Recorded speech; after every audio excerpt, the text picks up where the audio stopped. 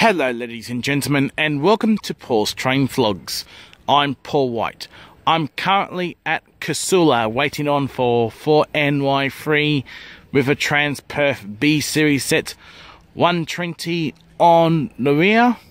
This is just a short episode about the Transperth B series set 120 transfer.